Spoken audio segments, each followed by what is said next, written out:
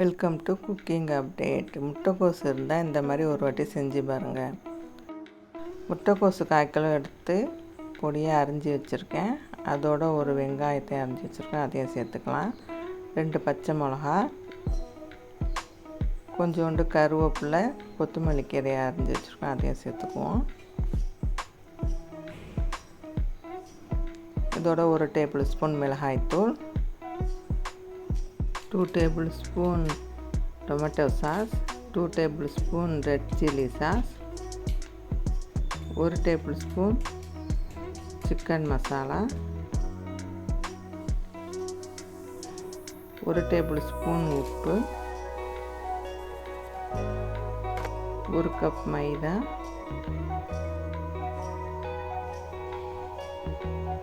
1 cup cornflour, எல்லாத்தையும் போட்டு நல்லா மிக்ஸ் பண்ணிக்கலாம். கொஞ்சமாக தண்ணி தெளித்து நல்லா மிக்ஸ் பண்ணிக்கலாம்.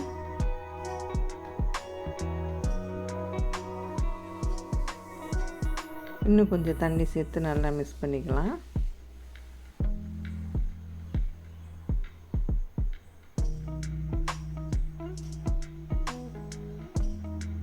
நல்லா இந்த அளவுக்கு மிக்ஸ் பண்ணிவிட்டு நல்லா போண்டா மாதிரி பிடிக்க வருதான்னு பார்த்துக்கோங்க. நல்லா இந்த அளவுக்கு பிணைஞ்சிக்கோங்க. கொஞ்சம் தண்ணியாக இருக்கிற மாதிரி இருந்துச்சுன்னா இன்னும் கொஞ்சம் கார்ன்ஃப்ளவர் சேர்த்து பிணைஞ்சிக்கோங்க.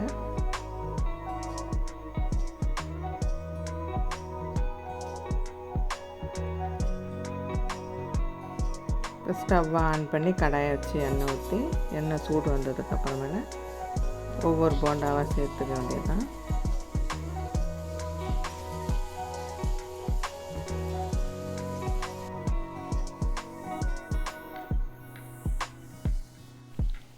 அடுப்பு மீடியம் ஃப்ளேம்லேயே வச்சுக்கோங்க.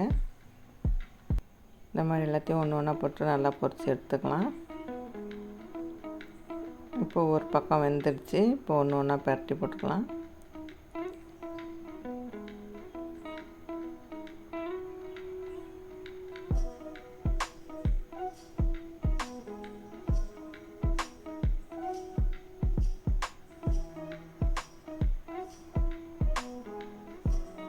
இந்த மாதிரி எல்லாத்தையும் நல்லா பரட்டி விட்டுக்கலாம்.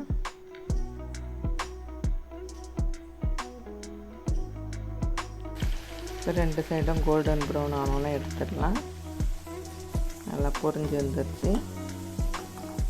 இப்போ எடுத்து சாப்பிட வேண்டியதுதான். இது குழந்தைங்களுக்கு ஈவினிங் ஸ்நாக்ஸாக கொடுக்கலாம். நல்லா விரும்பி சாப்பிடுவாங்க. இந்த வீடியோ பிடிச்சிருந்தால் லைக் பண்ணுங்கள், ஷேர் பண்ணுங்கள், சப்ஸ்கிரைப் பண்ணுங்கள். தேங்க்ஸ் ஃபார் வாட்சிங்.